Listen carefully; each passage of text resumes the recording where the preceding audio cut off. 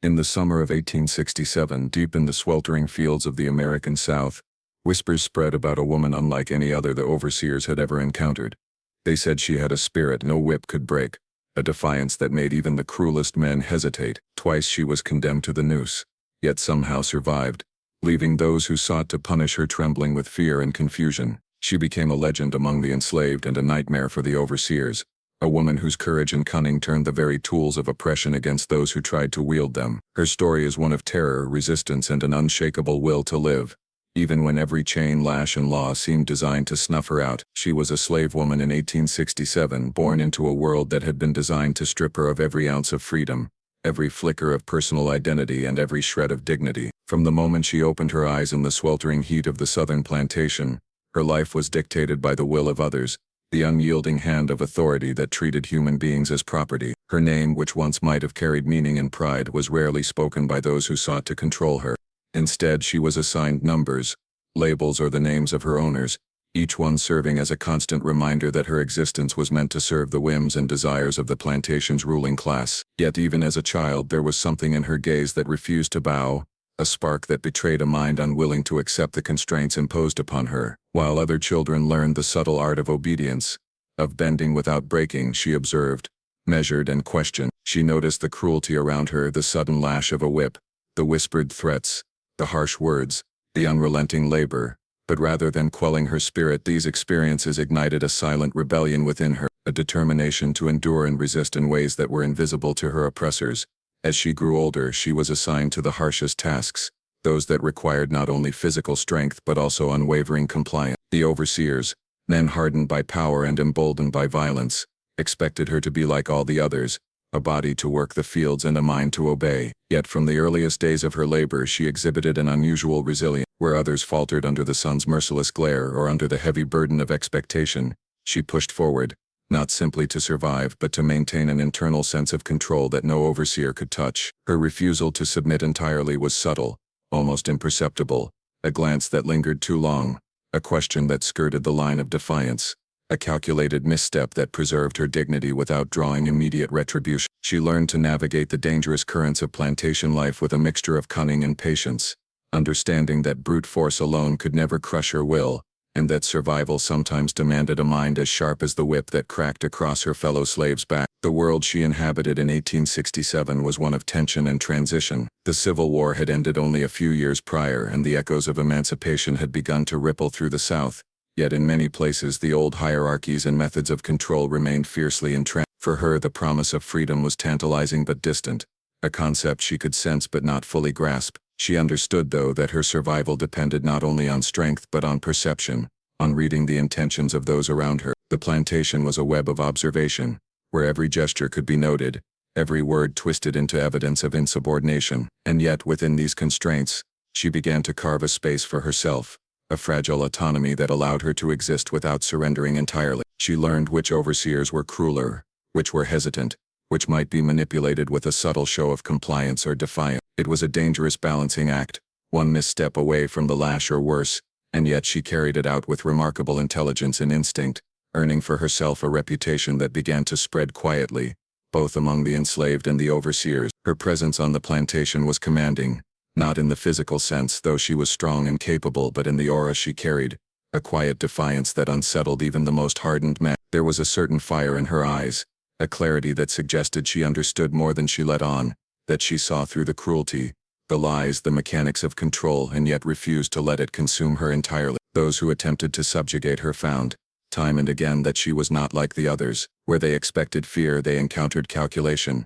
Where they expected submission, they encountered strategy. The overseers, men who had seen countless slaves broken by hunger, fatigue, and terror, were often left unnerved by her. Some avoided her entirely, claiming her spirit was too wild, too unpredictable, and too dangerous to touch. Others attempted to assert dominance, only to discover that she had already anticipated their moves, that she had learned to shield herself with a combination of speed, wit, and sheer force of will. It was this uncanny ability to exist both within the system and just beyond its grasp that began to define her presence on the plantation, marking her as exceptional in a society designed to crush individuality. Her reputation grew and whispered. Among the enslaved, she became a figure of inspiration and hope, someone who had endured without losing herself, who had found ways to resist without immediate consequences, and who carried herself with a dignity that was impossible to erase. Mothers would tell their children stories of her cleverness, of her ability to survive the harshest punishment, of the glimmer of autonomy she maintained in the face of unrelenting oppression. Even the overseers,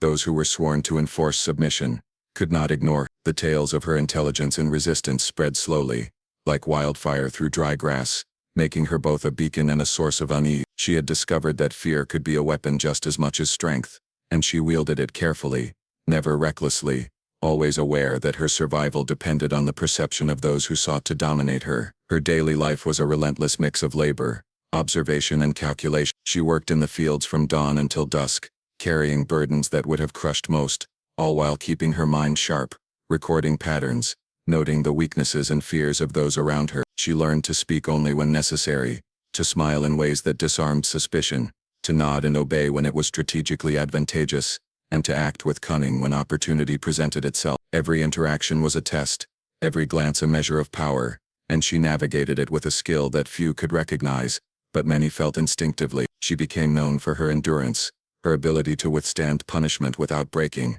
and her uncanny knack for surviving situations that had crushed others. In every sense, she was a woman who had mastered the art of existing within chains without allowing them to define the limits of her spirit. Her story, though grounded in the brutal realities of slavery, began to carry a mythic quality, as if the boundaries between legend and life were blurred by the sheer force of her character. She embodied a paradox, utterly constrained by the laws and norms of the plantation, yet fiercely autonomous in ways that could not be legislated or enforced. Each day she demonstrated that survival was not merely a matter of obedience or submission, but of intelligence, courage and a deep understanding of human nature. She understood that the body could be punished, restrained and exploited, but the mind and spirit, if carefully guarded and strategically expressed, could remain free, even under the harshest conditions. This understanding set her apart from those around her, creating a distance between her and both the enslaved and the enslavers, a space in which she could cultivate resilience and power in forms that were invisible yet undeniable. The story of this slave woman in 1867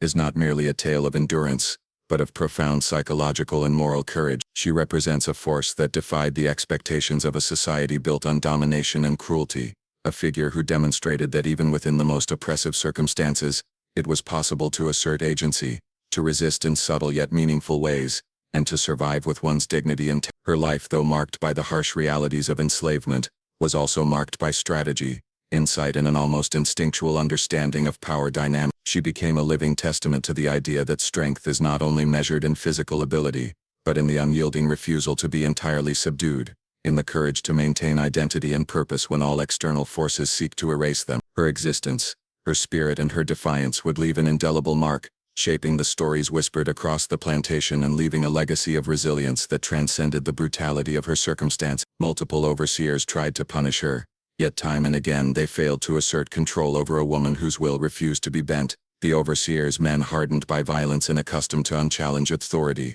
approached their task with confidence. They had dealt with countless slaves before, breaking them with whips, threats and intimidation, and expected the same results from her. But she was different. She understood the rhythm of the plantation, the timing of fear and compliance, and the ways in which the overseers relied on predictability to maintain their dominance. Where others submitted quickly, her responses were measured, calculated and deliberate. She learned to anticipate the punishments before they were delivered, to predict the anger behind a raised hand, or the cruelty lurking in a shouted command. It was as if she could read the intentions of men, and in doing so she created a protective barrier between their cruelty and her spirit. The overseer's authority, which had seemed absolute to others, faltered against her presence, leaving them unsure, hesitant and in some cases outright terrified. Each overseer approached her with a different method of control, believing that their particular combination of threats and coercion would succeed where others had failed. Some relied on physical intimidation, carrying whips or rods, expecting the mere sight of them to compel obedience. Others attempted psychological manipulation,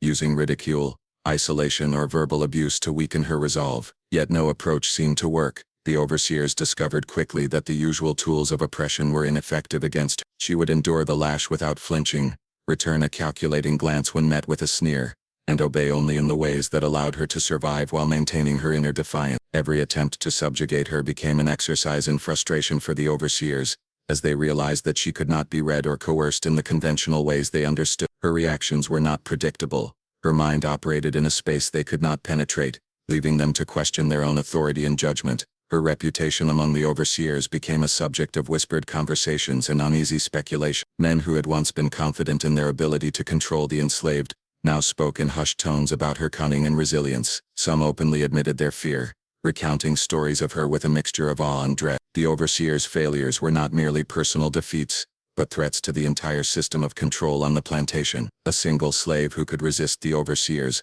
undermined the hierarchy they depended on, calling into question the efficacy of intimidation, punishment and fear. Her defiance became a symbol, an unspoken challenge to the authority of those charged with enforcing submission. She demonstrated without words that the power of an individual spirit could resist even the most systematic cruelty, and this realization left the overseers both furious and unsettled. Each attempt to punish her taught the overseers something new, though it was usually a lesson in futility. They tried harsher physical punishments, expecting that increased pain would break her will, yet she endured, absorbing blows and lashings without allowing them to erode her composure. They attempted to isolate her, separating her from others, hoping that loneliness and deprivation would make her compliant, yet she found ways to maintain mental and emotional strength, even in solitude. They tried intimidation through fear of the unknown, threatening her with tools, punishment and death, yet she faced these threats with a presence that unsettled even the most ruthless men. Her ability to survive their attempts at domination was extraordinary,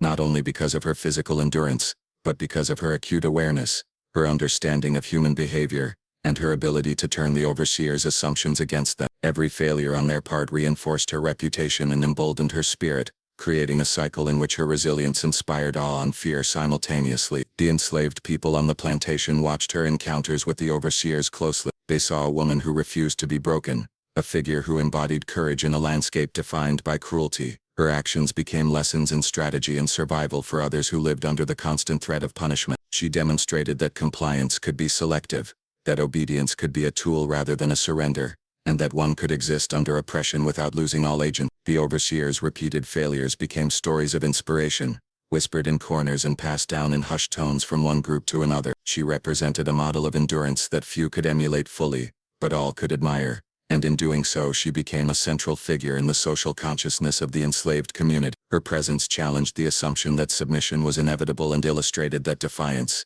when executed with intelligence and care, could coexist with survival. Her ability to withstand the overseers' attempts at punishment relied on a combination of intellect, observation and instinct. She learned to read body language, to anticipate movements, to detect hesitation, and to exploit weaknesses in the men who sought to control her. She understood the psychology of fear, not just in herself but in those who wielded power over her. She recognized that the overseers relied on certainty and dominance, and she deliberately disrupted those expectations, creating confusion and doubt. Where they expected immediate obedience, she delayed or redirected her responses. Where they sought fear, she presented calm calculation. By turning the overseers' strategies against them, she maintained a subtle form of power that was invisible to casual observation, but unmistakable to those who studied her closely. Each failed attempt to punish her reinforced her understanding of the delicate balance between compliance and resistance, and allowed her to navigate the plantation's dangers with increasing skill. Despite the repeated efforts to control her, she never allowed hatred or despair to dictate her actions. She understood that survival depended not on brute resistance alone, but on strategy, patience and emotional regulation. While others might have reacted with anger or defiance that invited harsher punishment, she measured her responses, conserving her strength for moments when it mattered most. Her defiance was deliberate, not reckless. It was calculated to assert agency without inviting destruction. This careful balance of resistance and compliance made her an anomaly in the eyes of the overseers, who had been trained to expect predictable reaction. They could punish the body, but they could not bend the spirit, and this distinction became the defining feature of her existence on the plantation. Her encounters with the overseers were not isolated events, but part of a larger pattern of life under slavery. Each interaction revealed the tension between control and resistance, between fear and courage, and between authority and autonomy. Her ability to survive repeated attempts at punishment highlighted the limits of domination and the resilience of human spirit. In the most oppressive circumstance, she demonstrated that resistance could take many forms, not all of them overt or violent, and that even within the harshest confines there existed opportunities to assert agency. Her life became a testament to the notion that survival required intelligence, courage and an unwavering commitment to maintain some measure of selfhood in a world determined to erase it. The repeated failures of the overseers had consequences beyond their personal frustration. Word of her defiance spread through the plantation, creating unease and caution among those responsible for enforcing submission. Overseers began to second-guess their strategies, to approach her with hesitation, and in some cases to avoid her entirely. Her reputation for resilience became protective, a shield formed not of physical barriers but of psychological and social influence. She understood the power of perception, using it to her advantage, and thereby created an invisible armor that made the overseer's task even more difficult. Her ability to survive multiple attempts at punishment was not a matter of luck or chance, but of intelligence, awareness and careful calculation. She survived 2 attempted hangings, an extraordinary feat that few in the history of the plantation could even imagine, and yet it became a defining moment in her life and the legend that surrounded her. The first attempt occurred on a sweltering morning, when the overseers, frustrated by her continued defiance and the growing fear she inspired, decided that only the ultimate form of punishment could assert their authority. They gathered a small crowd of slaves and men intending to make an example of her to demonstrate the consequences of resistance, and to restore their own sense of power. The noose was prepared with meticulous care, the rope twisted and knotted in a way that promised swift and undeniable retribution. Yet she approached the scene with a calm that unnerved even the most seasoned overseer. Where others might have pleaded or trembled, she moved with an almost deliberate composure, as though she understood the mechanics of the hanging better than those who sought to perform it. Her presence, steady and resolute, transformed what was intended as a spectacle of punishment into a moment of uncertainty, a tense pause in which the power of the overseers was tested against the unbreakable will of one woman. The first attempt at hanging revealed the depth of her resilience, both physical and mental. When the rope tightened around her neck, when the world seemed to narrow into the sharp edges of pain and fear, she refused to succumb entirely. Her body resisted in ways that confounded the overseers, struggling instinctively against the noose, but not in panic. Her movements were precise, controlled and purposeful. She understood that panic could hasten death, whereas measured resistance could create the possibility of survival. Observers later recalled that in those moments, she appeared almost ethereal, a figure caught between life and death, and yet fully aware, fully present, fully defiant. The overseers, men accustomed to exerting dominance over every slave they touched, were confronted with a situation that defied explanation. They expected the rope, the drop and the threat of immediate death to force submission, yet instead, she met it with intelligence and willpower that could not be quantified, leaving them unsteady in their own authority. Her survival of the first hanging was more than a physical miracle. It became a turning point in her story, a moment that established her reputation as a force beyond conventional control. The enslaved community watched, terrified and awed, as she emerged from the attempt alive. Some whispered that divine intervention had protected her, while others believed her survival was a testament to extraordinary human will. Either way, her status among the enslaved rose dramatically. She became a symbol of endurance, courage and the possibility of outwitting even the most extreme forms of oppression. The overseers, however, could not ignore her continued existence. They were confronted with a reality that challenged the very principles of the control they sought to enforce. No amount of planning, intimidation or coercion had succeeded in breaking her, and the failure of the hanging left them frustrated, fearful and more determined than ever to assert dominance. The second attempt at hanging was designed to correct the embarrassment of the first. Overseers approached it with increased calculation, bringing additional men to ensure that no error could occur and that no chance of survival remained. They chose a different location, more secluded, intended to prevent interference or distraction, and prepared the noose with exacting care, believing that only a flawless execution could succeed where the previous one had failed. Yet she approached this second ordeal with a mixture of knowledge gained from the first attempt and unshakable courage. She had learned the rhythms of the overseers, the timing of their actions, and the expectations that guided their cruelty. Where they assumed her fear would be greater this time, she used it to mask her strategy, moving with precision, maintaining mental clarity, and controlling her body in ways that would maximize the chance of survival. Once again her presence unsettled the men who had hoped to subdue her permanently, leaving them with a creeping awareness that they were dealing with someone unlike any slave they had ever encountered. During the second hanging, her resilience became even more apparent. As the rope tightened and the mechanics of the drop came into play, she demonstrated a mastery of balance and instinct, subtly positioning her body to lessen the full weight of the fall and reduce the risk of fatal injury. Her breathing, controlled and deliberate, allowed her to conserve strength and maintain focus even as pain and fear threatened to overwhelm her senses. Witnesses later described the scene as surreal, a tense tableau in which the laws of life and death seemed suspended by her determination alone. For the overseers, the event was nothing short of a nightmare. They had prepared everything, accounted for every variable, and yet the woman they sought to punish remained alive, defiant and unbroken. Her survival not only humiliated those responsible for enforcing punishment, but also challenged the assumptions that underpinned the entire system of slavery on the plantation. It demonstrated that no amount of physical threat, no matter how meticulously planned, could fully control a mind and spirit that refused to submit. The psychological impact of surviving 2 hangings was profound, both for her and for those who witnessed. Among the enslaved, she became a living legend, a figure whose courage transcended ordinary endurance. She embodied the possibility of resistance in its purest form, showing that even the most lethal forms of oppression could be confronted and survived. The overseers, on the other hand, were haunted by her resilience, forced to confront their own limitations and fears. Some refused to approach her at all afterward, wary of provoking a force they could not control, while others maintained a tense vigilance, uncertain of when or how she might assert her agency again. In both cases, her survival reshaped the social dynamics of the plantation, creating a space in which fear and respect intersected, and where the authority of those charged with enforcing submission was fundamentally undermined by one woman's indomitable spirit. Her survival was not merely an act of defiance, but a carefully executed strategy that combined physical endurance, mental calculation, and an acute understanding of human behavior. She recognized that the overseers relied on predictability and fear, and she deliberately disrupted those expectations through her composure, her resistance, and her capacity to endure. The repeated failures of the hanging served to enhance her reputation,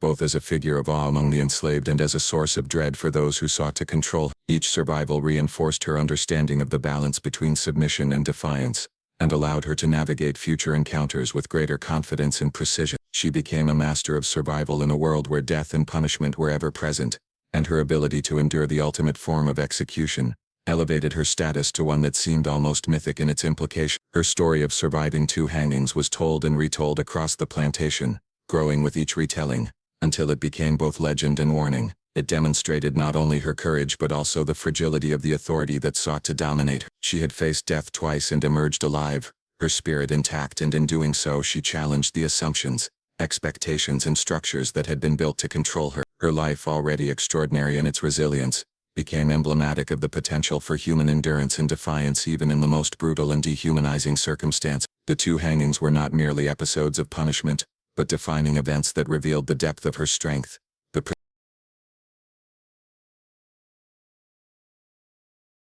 Her reputation spread quickly among both slaves and overseers, moving through the plantation like a silent, unstoppable current. For the enslaved, her story became a source of hope, an example of courage that transcended fear and the endless grind of daily labor. When whispers of her survival of the hangings reached the quarters, those who had endured years of oppression found themselves speaking her name with reverence. Mothers told their children about the woman who could not be broken, cautioning them not just about obedience but about the possibility of defiance. The narratives grew with each telling, the calm with which she faced the rope, the strategic movements that preserved her life, the eerie composure that unnerved the overseers. In these stories she was larger than life, a symbol of endurance and intelligence that reminded the enslaved that even in the face of extreme cruelty there existed a path toward survival, toward resistance, toward maintaining a sense of self that the system tried relentlessly to erase. Her reputation was a form of empowerment, silently challenging the notion that submission was inevitable and inspiring those around her to consider that courage, however small or covert, was possible.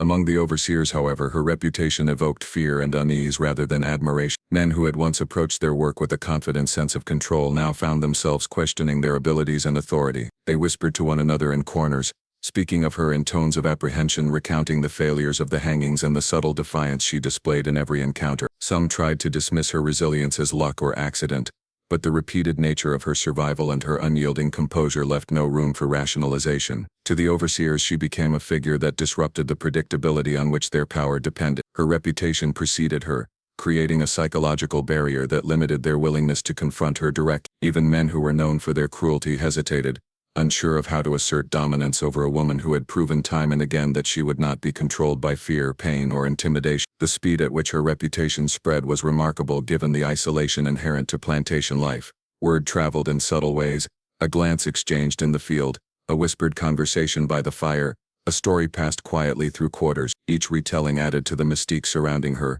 emphasizing her intelligence, courage, and uncanny ability to survive the most extreme punishments. The enslaved used these stories not only to bolster morale but also as guidance for survival, learning lessons from her strategies, her resilience, and her understanding of power dynamics. She became a symbol of hope and possibility, proof that even the most oppressive conditions could be navigated with ingenuity and mental fortitude. Her reputation transcended her immediate presence, influencing behavior, inspiring caution, and instilling a sense of awe among those who came to understand the depth of her capabilities. The overseers, on the other hand, found her reputation destabilizing. They had been trained to rely on the certainty of punishment, on the immediate compliance of those under their authority. Her defiance undermined that system, introducing an element of unpredictability that left them uncertain and fearful. The knowledge that she had survived 2 hangings, coupled with her continued composure in the face of authority, transformed her from a mere slave into a psychological enigma that disrupted the plantation hierarchy. Some men began to treat her with excessive caution,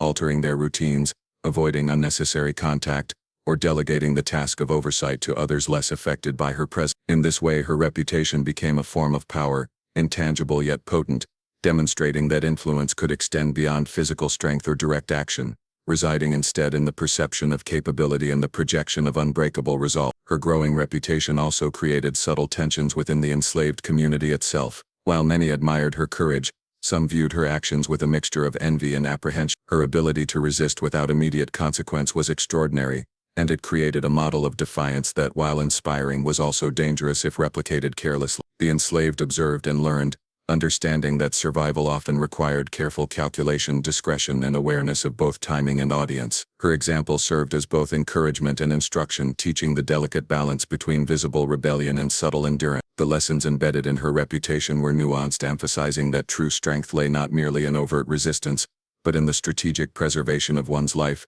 dignity, and sense of self under conditions designed to strip them away. Over time, her reputation began to influence the broader dynamics of plantation life. Overseers adjusted their behavior, slaves adopted new strategies of cautious resistance, and the social order became subtly but noticeably altered. The fear she inspired among the overseers created openings for the enslaved to act with more autonomy, whether in small daily choices or in the ways they navigated their labor. The collective consciousness of the plantation shifted, with her story functioning as both cautionary tale and inspiration. Her reputation was a force multiplier, extending her influence far beyond her immediate interactions and shaping the behavior of both oppressors and oppressed alike. The mere mention of her name carried weight, signaling resilience, defiance, and the enduring human spirit in the face of systematic cruelty. Her reputation was also maintained by the careful way she carried herself even after surviving the hang. She did not boast or flaunt her survival. She moved through the plantation with measured grace, calm intelligence, and a quiet confidence that spoke louder than words.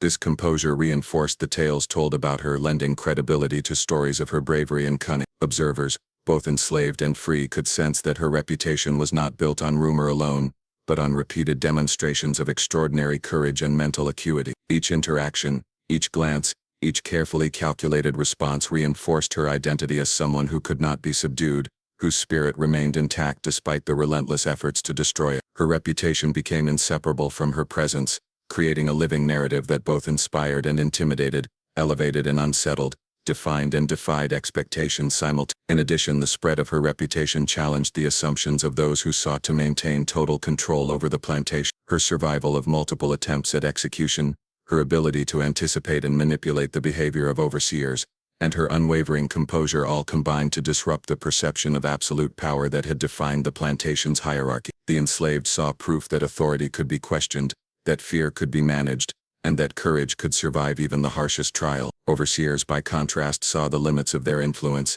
confronting the uncomfortable reality that not all enslaved individuals could be controlled by force or intimidation. Her reputation, in essence, became a battlefield of perception, shaping actions, decisions, and strategies across the plantation. The stories that spread, whether whispered by those in quarters or speculated about by those in authority, were themselves instruments of influence, reinforcing her extraordinary position within the social and psychological landscape of her world. Her growing legend was cemented by the consistency of her actions over time. Every encounter with authority, every laborious day in the fields, and every subtle act of defiance added to the tapestry of her reputation. She became not only a survivor of extreme cruelty but a master of perception and influence, demonstrating that power need not be overt to be effective. The story of her survival, her intelligence, and her unwavering spirit became a constant presence on the plantation, shaping behavior, inspiring courage, and creating an almost tangible tension that influenced every interaction, every decision and every glance. Her reputation once established became an enduring force, a lens through which both slaves and overseers interpreted the dynamics of control, resistance, and survival. She became a symbol of fear for the plantation authorities, a living reminder that their power, no matter how brutal or absolute it seemed, was not infallible. For years the system of slavery had depended on intimidation, violence, and the unquestioned authority of overseers to maintain control over every aspect of the enslaved people's lives. Men who had been trained to dominate, to enforce submission, and to crush defiance, found themselves confronted with a reality they could not easily comprehend. She was not merely a disobedient slave or an outlier. She embodied a defiance that was intelligent, deliberate, and impossible to ignore. Her survival of multiple forms of punishment, her ability to outmaneuver the overseers, and her consistent presence as a force that could not be broken all contributed to the aura of fear that surrounded her. She became in effect a living challenge to the authority of the plantation itself, a figure who demonstrated that the structures designed to subdue human will could be confronted, and at least in part circumvented. The fear she inspired among the authorities was both practical and psychological. On a practical level, she proved that even the most meticulously planned punishments could fail. Overseers who had attempted to discipline her repeatedly found their methods ineffective, their confidence eroded, and their reputations questioned by colleagues. A single failure could ripple through the hierarchy, undermining the perceived omnipotence of those in charge and signaling to other enslaved individuals that resistance, however risky, might be possible. Psychologically, she instilled a sense of uncertainty and dread that no whip, no threat, and no punishment could erase. Her calm defiance, her calculated endurance, and her ability to anticipate the actions of those who sought to control her created a pervasive tension that affected daily life on the plantation. Overseers approached her with hesitation, sometimes delegating responsibilities to others or avoiding her presence altogether, wary of provoking a force they could not dominate. In this way, her fearsome reputation became a subtle but powerful tool, shaping the behavior of those who had previously considered themselves untouchable. Her role as a symbol of fear extended beyond the immediate reactions of the overseers to the broader structure of the plantation. Those in positions of authority depended on predictability and compliance. Any disruption to that system threatened to unravel the careful balance of control. She represented an unpredictable variable, an element that could not be contained or fully understood, and this alone amplified the sense of unease among the authorities. Her presence challenged the assumption that cruelty alone guaranteed obedience, revealing the limits of power and control. Men who had been confident in their ability to dominate every aspect of the enslaved population found themselves second-guessing their strategies, reconsidering their approaches, and constantly alert to the possibility that she might act in ways they could not anticipate. The fear she generated was not the result of physical intimidation alone, but of her ability to exist within and yet resist the system simultaneously, undermining the foundations of authority through sheer presence and reputation. Among the enslaved, her position as a symbol of fear for the authorities was observed with a mixture of awe, inspiration, and cautious admiration. They recognized that her defiance created openings within the oppressive system, subtle spaces where resistance, however small, was possible. Her ability to survive punishments that should have been fatal demonstrated that courage and intelligence could coexist, and that the mind could remain free even when the body was subjected to relentless cruelty. Her presence provided a psychological refuge, a reminder that the human spirit could endure and that oppression was never absolute. Stories of her encounters with the overseers, her uncanny ability to evade punishment, and the fear she inspired became part of the collective consciousness of the enslaved, reinforcing the notion that resistance, careful and deliberate, was a viable path in an otherwise terrifying world. Her reputation as a symbol of fear for the authorities elevated her to a near mythical status, representing both survival and defiance in a landscape dominated by oppression. Her impact on the authorities was compounded by the meticulous observation she maintained over their behavior. She studied the overseers as carefully as they studied her, noting their weaknesses, anticipating their moves, and subtly influencing their actions through controlled responses. Where they expected immediate submission or panic, she presented calm calculation, leaving them off balance and uncertain. The fear she inspired was not a result of reckless aggression but of measured strategic defiance. She understood that true power lay not in brute strength but in perception,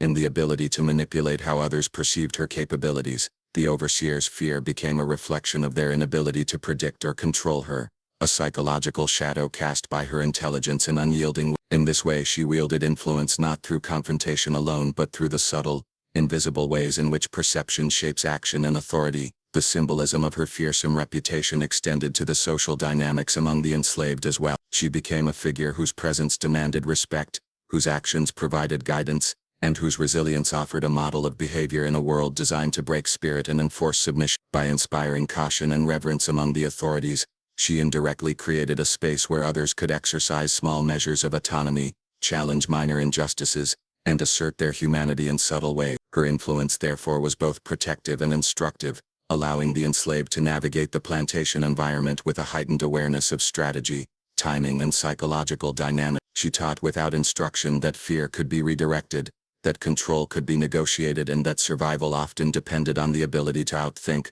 rather than simply outlast one's oppressor. Her survival and defiance also highlighted the limitations of institutional power in a system built on dehumanization. The plantation relied on predictable punishment, fear of violence, and the suppression of individuality to maintain control. Her ability to resist, survive, and instill fear disrupted these assumptions, revealing vulnerabilities in the structure itself. The authorities were forced to confront the uncomfortable truth that control was never absolute, that human will could resist in ways that were invisible, and that even the most systematic oppression could be challenged through intelligence, courage, and endurance. Her presence was a constant reminder that the machinery of domination, no matter how well-oiled, had gaps, flaws, and vulnerabilities that could be exploited by those who understood them. The combination of her survival, defiance, and psychological acumen made her a uniquely formidable figure. The authorities' fear was not fleeting but persistent, shaped by repeated interactions, the lingering memory of failed punishments, and the understanding that she could not be predicted or fully controlled. She became a living embodiment of the limits of power, a reminder that domination was always contested, and that the human spirit, when nurtured with intelligence and resilience, could endure challenge and influence, even in the most oppressive circumstance. Her presence forced overseers to reconsider their assumptions, adjust their strategies, and in some cases avoid confrontation altogether. She wielded fear as both a shield and a tool, turning the mechanisms of authority back upon those who relied upon them, and demonstrating that influence could extend far beyond physical coercion into the realms of perception, strategy, and psychological control. In this way, she did not merely exist under oppression. She transformed it into a battleground in which her intelligence and courage could assert themselves. She became a symbol of fear for the plantation authorities, not because of any act of recklessness or brute force alone, but because of her mastery of endurance, strategy, and perception. Her life demonstrated that even in a system designed to eliminate autonomy, intelligence and spirit could persist, disrupt, and demand recognition. The fear she inspired reshaped interactions, influenced decisions, and altered the psychological landscape of the plantation, ensuring that her presence was always felt, never underestimated, and never ignored. Fellow slaves admired her courage and whispered her story secretly, passing tales of her defiance from one quarter to another, like sparks traveling through dry tinder. In the oppressive environment of the plantation, where even a glance or a word could be interpreted as rebellion, communication had to be subtle, layered with meaning, and carried out with utmost discretion. Her acts of resistance, though visible to the authorities, were framed in ways that allowed the enslaved community to interpret them as lessons in courage and survival. Mothers would sit by the dim glow of lanterns at night, recounting in hushed voices how she had survived not one but two attempts at hanging, describing the calm intelligence with which she met her oppressors and the resilience that allowed her to endure what should have been fatal punishment. Children listened wide-eyed, absorbing not only the events themselves, but also the unspoken lesson that even under the harshest circumstances, strength and ingenuity could carve a space for autonomy, however small. The stories were retold with careful embellishment, emphasizing the daring and intelligence required to navigate the plantation's cruel hierarchy, turning her life into both inspiration and instruction for those who lived under the constant shadow of oppression. Her courage was admired not simply because she survived, but because she refused to be broken in spirit. To the enslaved, who faced daily humiliation, violence, and relentless labor, her endurance represented a profound assertion of humanity in a system designed to deny it. She did not just exist under the whip or obey out of fear. She engaged with her oppressors on a mental plane that few dared to reach, using observation, timing, and strategy to assert her presence and maintain control over what little she could call her own. Her ability to endure pain without surrendering her sense of self became a source of hope,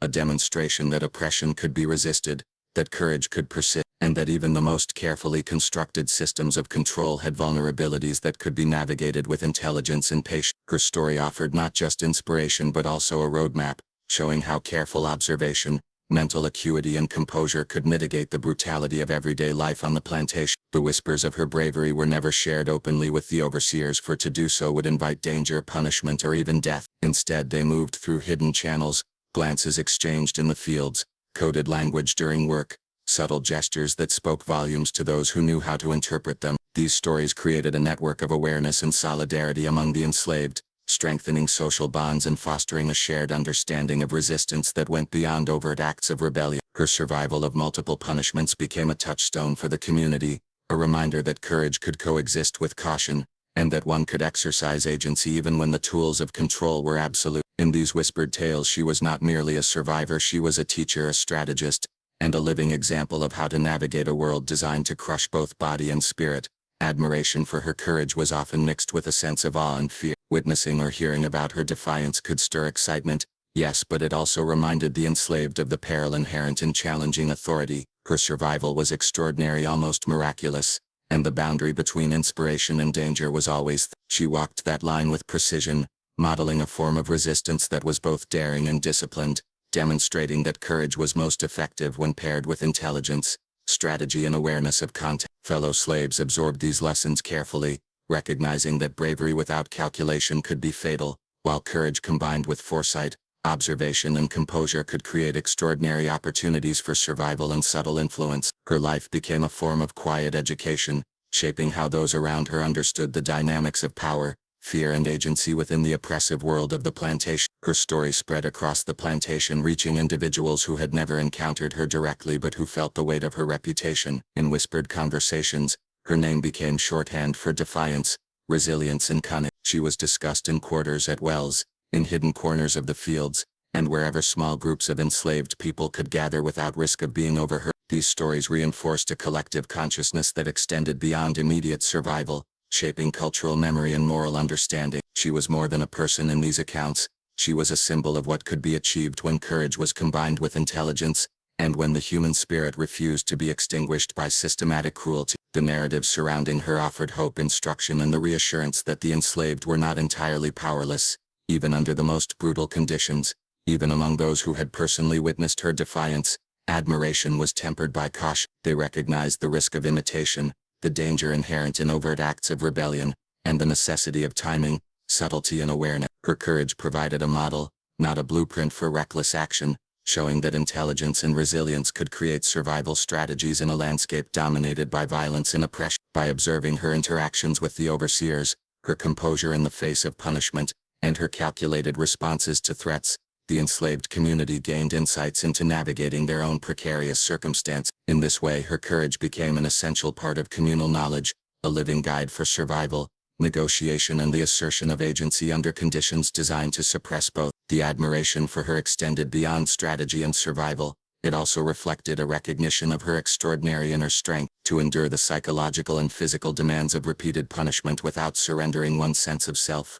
Required a form of courage that transcended ordinary human endurance. She demonstrated that bravery was not merely the absence of fear, but the ability to act decisively and wisely in spite of it. Her composure during moments of extreme danger communicated a message of psychological mastery, that the mind could remain free and sovereign even when the body was constrained, tortured or threatened. Fellow slaves, observing and whispering about her actions, internalized this lesson, gaining both inspiration and the understanding that personal agency could be preserved, even under the most oppressive circumstances. Her courage was also a source of subtle empowerment for the enslaved community. It created a mental and emotional space in which individuals could imagine resistance, assert small measures of autonomy, and maintain a sense of personal dignity. Her survival and resilience encouraged them to question the inevitability of submission, to see that oppression, while overwhelming, was not absolute. Through whispered stories and shared observations, she became a living emblem of endurance, illustrating that courage and strategy could coexist, that the human spirit could adapt and persist,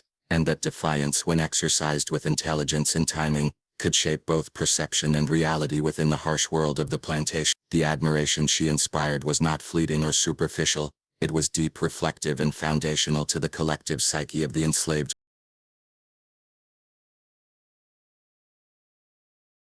The attempts on her life showcased the extreme cruelty of the time, revealing the lengths to which the overseers would go to assert control and maintain dominance over the enslaved. The plantation system, steeped in violence and rooted in the dehumanization of human beings, relied on fear as its primary instrument of authority. Every lash of the whip, every shouted command, every public display of punishment was designed to teach obedience. to reinforce the idea that resistance would be met with swift and brutal consequences. In this context, her survival of multiple executions and near-death punishments became an extraordinary disruption of that system. The overseers could not comprehend a form of defiance that persisted in the face of deliberate attempts to end her life, and their repeated failures underscored the cruelty inherent in a system that valued control over humanity. Each punishment administered to her was intended to break her physically, psychologically, and spiritually. Yet her ability to endure, survive, and even outmaneuver them highlighted both her extraordinary resilience and the moral bankruptcy of the structures surrounding her. The first of these attempts involved the noose, a tool of execution and terror meant to intimidate not just her but the entire enslaved population. The overseers believed that a public hanging would serve as the ultimate lesson, demonstrating the consequences of disobedience in stark, undeniable terms. Yet when the noose was placed around her neck, and the drop executed, the expected outcome did not occur. She resisted in ways that were subtle but powerful, using her body and mind to survive the hanging, defying the expectations of the men who had orchestrated it. This moment revealed the extreme cruelty of the overseers, who believed that the threat of death alone could establish dominance, and the limits of such a belief when confronted with a mind and spirit unwilling to be subdued. Her survival undermined the very principle on which the overseers' authority rested, challenging their assumptions about the absolute power of punishment and the inevitability of submission. The second attempt at her life further illustrated the lengths to which cruelty was normalized and institutionalized. Learning from the first failure, the overseers approached the task with heightened determination, preparing the execution with meticulous precision, recruiting additional men to ensure compliance, and eliminating any perceived variables that might allow her survival. They believed that a flawless implementation of violence could finally assert dominance over her body and spirit. Yet she faced this second attempt with the knowledge gained from her previous ordeal, combining instinct, strategy, and endurance to survive once more. Her composure, intelligence, and careful anticipation of their actions rendered the overseers' cruelty ineffective, demonstrating that even the most carefully executed acts of violence could fail against an individual who understood the mechanisms of fear and control. This duality, extreme cruelty met with extraordinary resilience, highlighted the tensions inherent in the plantation system, where the desire for domination was constantly countered by the capacity for resistance. The cruelty extended beyond the immediate acts of punishment to the psychological torment imposed by the overseers. They sought to intimidate her not just through physical means but through constant threats, isolation, and the deliberate manipulation of fear. They attempted to make her a spectacle, a living example of what would happen to anyone who dared to challenge authority. Yet she managed to turn these psychological assaults into lessons in endurance and calculation. Observing the reactions of the overseers, studying their weaknesses, and maintaining composure in the face of terror. Her ability to survive these multifaceted forms of cruelty underscored both the inhumanity of the methods employed against her and the extraordinary nature of her resilience. She became a figure who illuminated the moral contradictions of a system that claimed to enforce order and discipline while relying entirely on fear and violence. The extreme cruelty of the time was also evident in the ways the overseers attempted to control not only her body but her environment and social connections. They sought to isolate her, to remove any support or observation from the other enslaved individuals, understanding that fear alone could not control a mind as sharp as hers. They monitored her movements, manipulated her daily routines, and employed intimidation to prevent any form of subtle resistance or communication with others. Yet she adapted to these constraints with remarkable skill, using observation, timing, and mental fortitude to preserve a sense of agency. The cruelty of these attempts lay not only in the immediate threat of death but also in the calculated effort to dominate every aspect of her existence, to render her powerless and invisible. Her survival in this context became a profound act of defiance, revealing the capacity of human resilience to withstand not only overt violence but also the pervasive psychological manipulation designed to enforce submission. Her story also demonstrates the broader implications of cruelty during the era, showing how systemic violence was embedded in daily life. Slavery relied on constant displays of power and punishment, where cruelty was normalized and expected as a tool to maintain order. The overseers' repeated attempts to hang her exemplified the extremes of this cruelty, pushing the boundaries of both moral and physical endurance. Each lash of the whip, each threat, each orchestrated punishment was intended to reinforce their authority. Yet her survival challenged the efficacy of such methods. By enduring the overseers' most extreme measures, she not only preserved her life but also exposed the limitations and contradictions inherent in a system that depended on fear to control human beings. Her resilience became a lens through which the extremity of the cruelty could be measured, highlighting the gap between authority as imagined by the overseers and authority as experienced by the enslaved. In witnessing her repeated survival, other enslaved individuals gained a visceral understanding of both the cruelty they faced and the potential for resistance. Her ability to endure the hangings and survive psychological manipulation provided a rare insight into how courage, intelligence, and careful observation could create opportunities even in the most oppressive circumstances. Her experience became a living lesson, illustrating that while cruelty could inflict pain, it could not always conquer spirit, and that the human will, when nurtured with strategy and resilience, could endure beyond the expectations of those who sought to control it. The acts of cruelty she faced were extreme, yet they revealed the moral and psychological limitations of violence when confronted by extraordinary determination. The extreme cruelty of her punishments also had ripple effects on the overseers themselves. Men who had executed countless lashes and orchestrated many punishments now found themselves destabilized by their inability to dominate her. Their failure to enforce compliance highlighted the fragility of a system that relied so heavily on fear and intimidation, creating tension, doubt, and unease among those who had once considered themselves invincible. Her repeated survival demonstrated that cruelty, no matter how meticulously applied, could not guarantee control over a spirit that refused to submit. In this sense, the cruelty of the plantation was both a measure of the overseer's expectations and a reflection of the extraordinary resilience required to survive it. She became a living critique of the system, embodying the limits of domination and the enduring power of human will in the face of relentless oppression. Her survival of these extreme acts of cruelty was not accidental.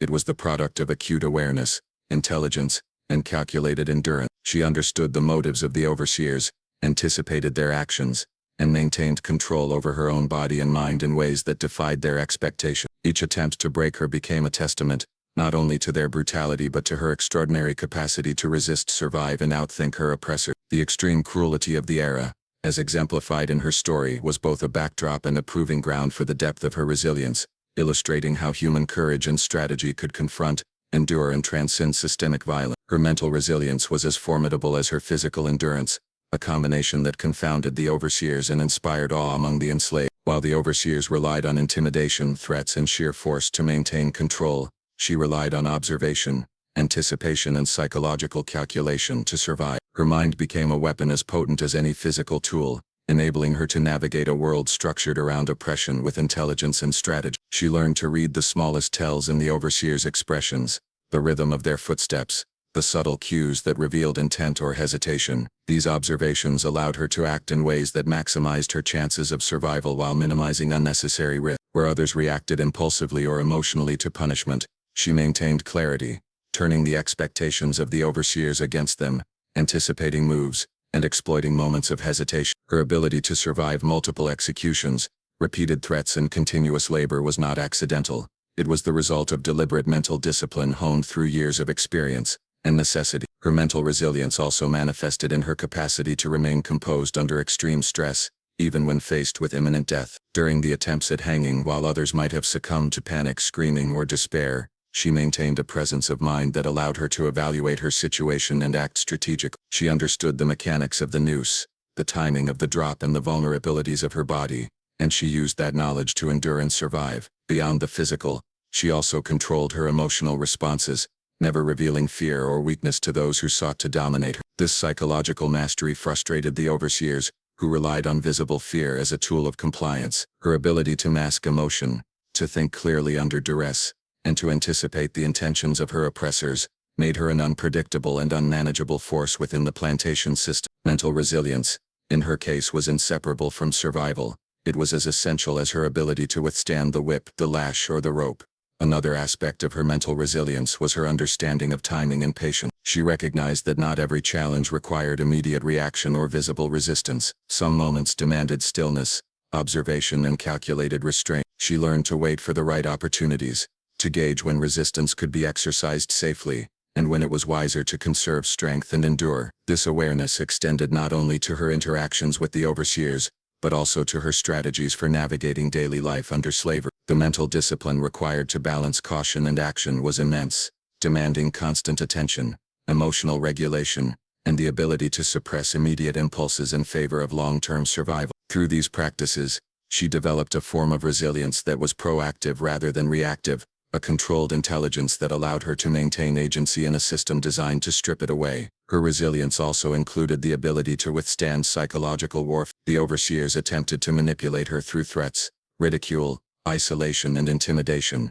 aiming to break her spirit before they could break her body. They sought to instill fear, to erode confidence, and to demonstrate that compliance was inevitable. Yet she approached these psychological attacks with careful calculation, recognizing that her mental state was as crucial to survival as her physical endurance. By maintaining calm, observing their tactics, and responding selectively, she transformed attempts at intimidation into opportunities for strategic insight. She learned the limits of their cruelty, identified inconsistencies in their behavior, and maintained a sense of autonomy that the overseers could not directly control. In this sense, her mental resilience became a shield as strong as any physical barrier, allowing her to navigate threats that extended beyond the tangible into the emotional and psychological realm. The enslaved community observed her mental resilience with reverence, and studied it as a source of guidance. Her ability to survive punishment and maintain clarity under duress became a living example of how intelligence, observation, and patience could coexist with courage. Others learned to emulate aspects of her behavior,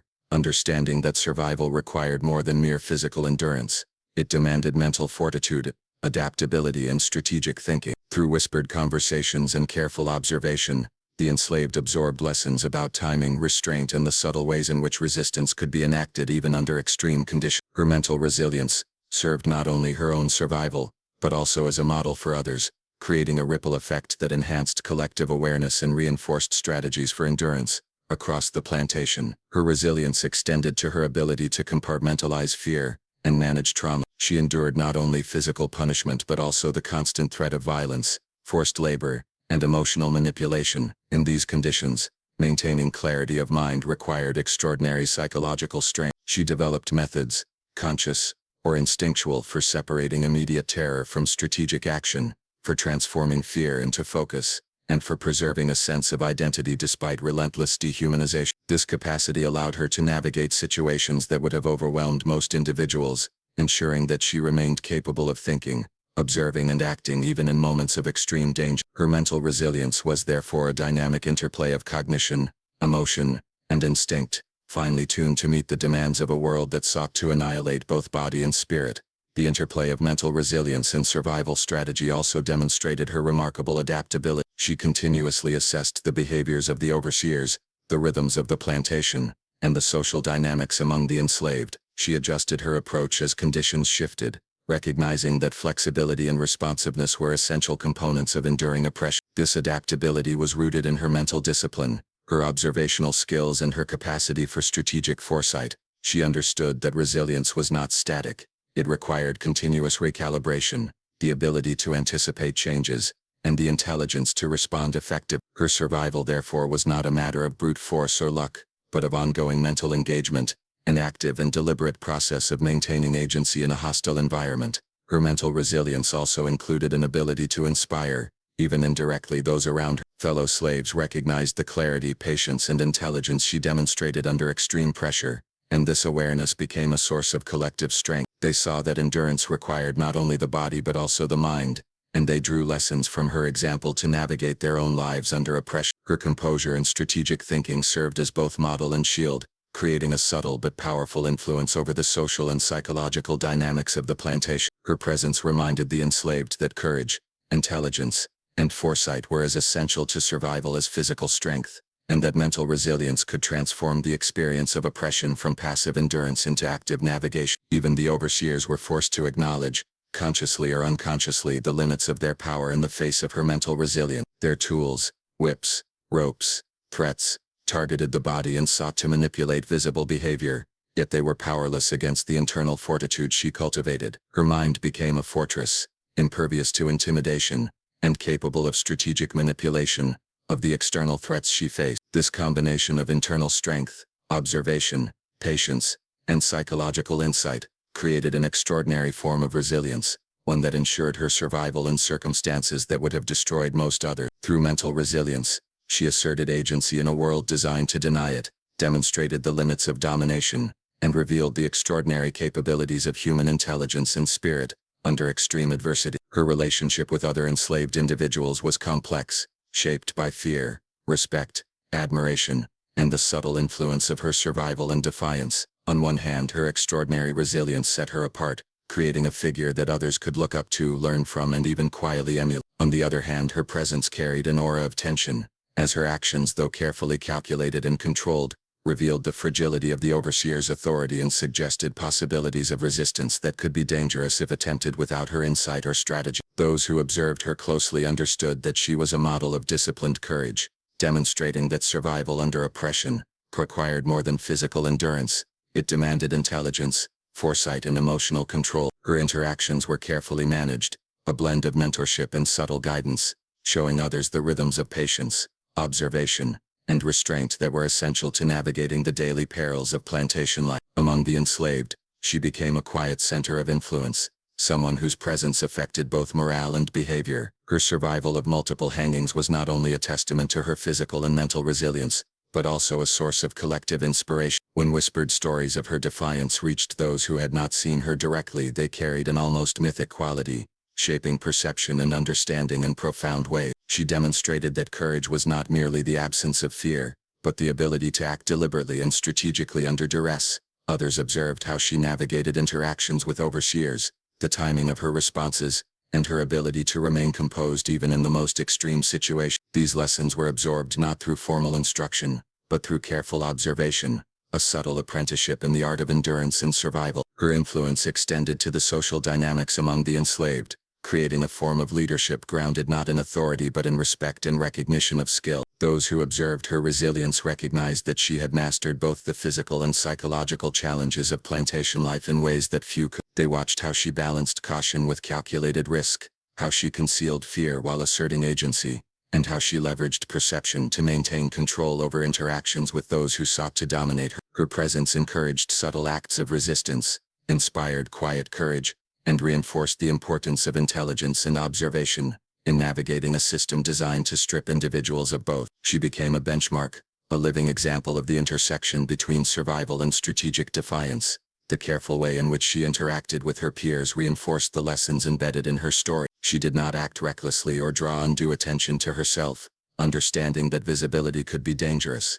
Instead, she modeled restraint, demonstrating that courage required discretion, and that effective resistance often took the form of subtlety and timing rather than overt confrontation. Her ability to influence without commanding, to teach without speaking, and to inspire without creating chaos, reflected an extraordinary understanding of social dynamics and human behavior. Others internalized these lessons, learning to navigate the complex relationships on the plantation, balancing self-preservation with opportunities for small but meaningful assertion of agency. Her role as an informal mentor also included an understanding of emotional intelligence. She recognized the fear, anxiety and uncertainty that permeated the lives of the enslaved, and her interactions offered reassurance and subtle guidance without exposing herself to unnecessary risk. Through example and observation, she demonstrated that strength was not just physical but also psychological, that composure and clarity of thought could protect as effectively as the body itself. Her influence encouraged others to cultivate similar resilience,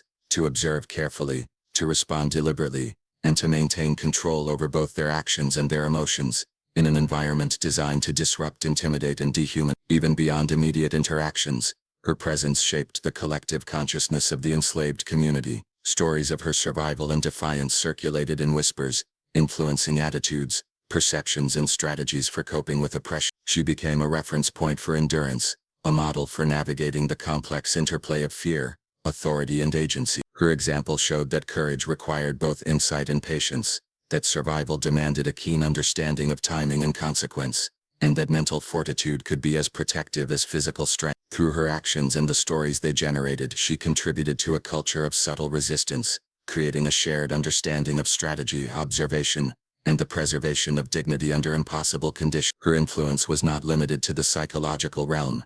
It had practical implications for behavior and decision-making. Fellow enslaved individuals began to adopt her methods of observation, restraint, and strategic engagement with overseers. They learned to read subtle cues, to anticipate potential threats, and to act with precision when opportunities arose. In doing so, they were able to navigate daily life with a greater sense of autonomy, even under the constant presence of violence and intimidation. Her example provided a template for managing risk, maintaining composure, and asserting agency in ways that reduced exposure to harm, while maximizing opportunities for influence. This indirect leadership demonstrated the power of presence, resilience, and intelligence as tools for survival. Her interactions also highlighted the importance of reputation within the enslaved community. Her survival of extreme punishment, her composure under threat, and her strategic intelligence contributed to an aura of respect and authority that transcended formal hierarchy. Others deferred to her judgment, followed her example and incorporated her lessons into their own strategies for endurance. Her reputation reinforced the idea that power was not solely derived from physical domination or overt control, but from the ability to inspire, influence and navigate complex social and psychological dynamics. She became a reference point for measuring courage, intelligence and resilience, establishing norms for behavior that emphasized strategy, observation and emotional mastery. Her presence created a form of communal learning, where observation and imitation became vital tools for survival. By watching her, other enslaved individuals absorbed crucial lessons about timing, discretion, and the management of fear. They learned how to negotiate interactions with overseers, how to preserve their dignity under oppression, and how to maintain mental and emotional balance in a system designed to strip them of both. This collective education, centered on the example of her resilience and intelligence, strengthened the community, creating a network of knowledge that extended beyond immediate circumstances and influenced long-term strategies for endurance. In essence, her relationship with other enslaved individuals reflected a complex interplay of admiration, instruction, and influence. She was both a model and a mentor, teaching through example rather than direct command. Her survival, composure, and strategic intelligence became tools for communal empowerment, offering guidance on navigating the psychological and physical challenges of plantation life. Through her presence, the enslaved learned that resilience required mental discipline, patience, and careful observation, and that agency could be preserved even in a world structured to eliminate it. Her life became a living curriculum in courage, strategy, and endurance, demonstrating that survival was both an individual and communal endeavor.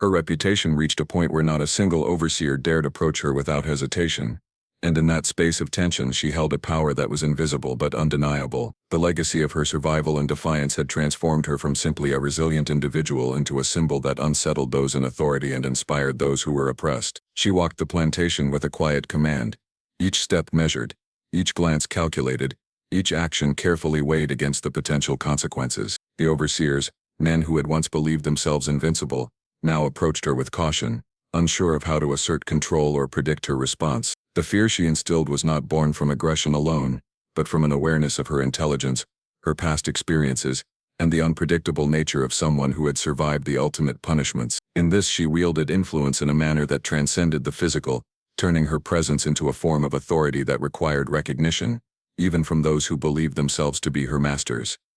The psychological effect she had on the overseers was profound. Men accustomed to controlling bodies through violence and intimidation found themselves hesitant, second-guessing their actions, and fearful of provoking her in ways that could lead to unforeseen consequences. Her mere presence challenged their assumptions about power and obedience, forcing them to confront the limitations of their own authority. She demonstrated through every calculated movement and measured response that compliance could not be guaranteed by brutality alone, and that fear could be redirected, manipulated or resisted through intelligence and strategic composure. The overseer's hesitation created a space in which she could exercise influence, assert subtle control over interactions, and navigate daily life with a level of autonomy that few enslaved individuals could achieve. Her survival of 2 hangings, coupled with her consistent demonstration of mental and emotional resilience, rendered her untouchable in ways that physical power alone could not achieve. Among the enslaved, her influence was magnified through observation and storytelling. They saw how she moved through the plantation, how she interacted with overseers, and how her presence alone could shift the balance of power, even temporarily in favor of those who were otherwise subjugated. Whispered tales of her survival and clever manipulation of authority became a form of education, teaching strategies of patience, observation and restraint. Mothers told children about her defiance, detailing the precision and intelligence required to survive while under constant threat. Fellow slaves studied her behavior to learn the rhythms of the overseers, how to anticipate their actions, and how to navigate encounters with caution and foresight. Her influence extended far beyond the moments in which she was physically present, shaping attitudes, behavior and strategies across the entire community of enslaved individuals on the plantation. Her presence also challenged the overseers' perception of control on a systemic level. The plantation's hierarchy relied on predictability, obedience, and the suppression of individual will. Her refusal to submit to the expectations imposed upon her disrupted that hierarchy, introducing uncertainty and psychological strain into a system designed to enforce order. Overseers were forced to adapt, adjust and often avoid direct confrontation with her, effectively acknowledging her influence even if they could not articulate it. She became a force that could not be quantified or neutralized, an unpredictable element that destabilized the carefully maintained balance of fear and obedience. The mere knowledge that she had survived multiple attempts on her life created tension,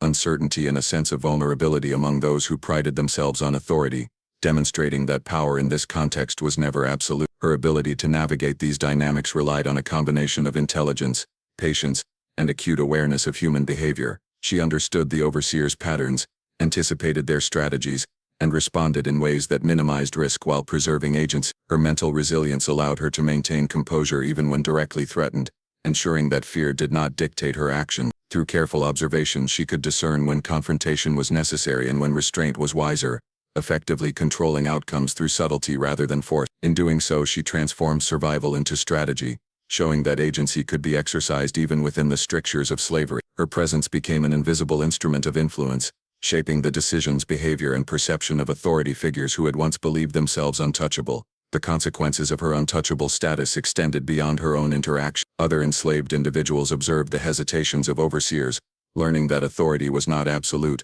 that compliance was negotiable, and that courage and strategy could create opportunities for subtle assertion of autonomy. Her defiance provided a model for understanding the boundaries of oppression, demonstrating that fear and respect could be leveraged intelligently to navigate extreme circumstances. She became a silent teacher, whose every action carried lessons about timing, psychological insight, and the careful exercise of power within a system designed to strip such power away. Her survival, reputation, and strategic interactions created a ripple effect that shaped behavior across the plantation, influencing both peers and subordinates in ways that extended beyond immediate observation. Her untouchable status also reinforced the perception of invincibility, not as a matter of physical dominance, but as a product of intelligence and psychological mastery. Overseers could not rely on intimidation alone.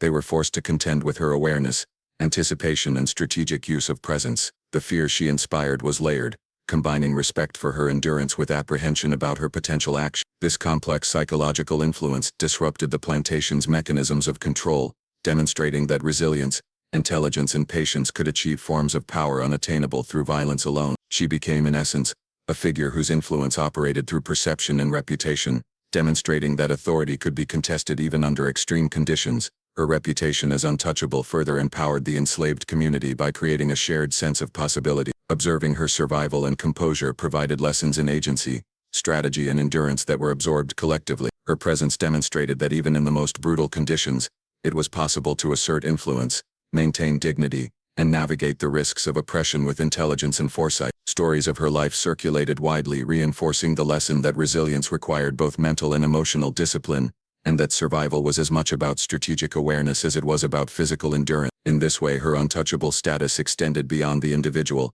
shaping the communal understanding of how to confront fear, anticipate threats, and exercise agency under conditions designed to eliminate both. The culmination of her influence was a subtle but profound shift in power dynamics. The overseer's fear, hesitation, and inability to predict her actions created a space in which she could assert autonomy without overt confrontation. Fellow enslaved individuals observed, learned, and adapted, gaining insight into the mechanics of authority and the potential for strategic resistance. Her survival of extreme punishment, coupled with her intelligence, composure, and strategic awareness, transformed her from a single resilient individual into a symbol of enduring agency, a living testament to the limits of oppression, and the capacity for human resilience to challenge, unsettle, and influence even the most rigid systems of control. In becoming untouchable, she not only preserved her own life but also reshaped the social and psychological landscape of the plantation, leaving an indelible mark that reverberated through both authority and community in ways that could not be ignored. In the end, she became more than a survivor. She became a force that could not be contained,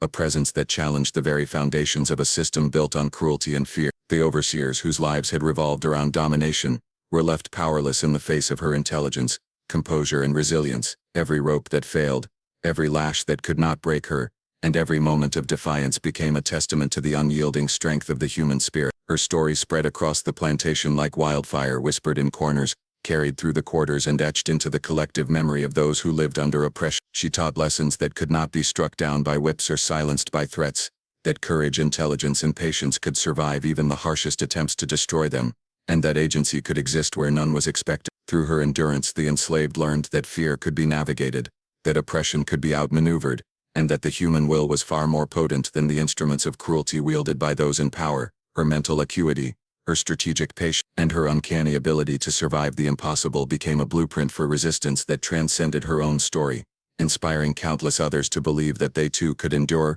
persist, and assert themselves within the confines of a system designed to erase them. She became untouchable not because she was invincible but because she understood the limits of authority, the mechanics of fear, and the strength inherent in controlled defiance. And yet, her legacy was not only one of fear, for the oppressors, it was a symbol of hope, strategy, and resilience for the oppressed. Every glance that avoided hers, every whispered tale of her survival, and every subtle act of courage it inspired, became part of a quiet rebellion that no overseer could ever fully suppress. Her life was a testament to the truth that even in the darkest, most oppressive circumstances, human spirit, intelligence, and courage could not only survive, they could dominate in ways that brute force never could. In the shadows of the plantation, in the stories told by mothers to children, in the silent strategies of the enslaved, she lived on as a force of resistance, a symbol of untouchable strength,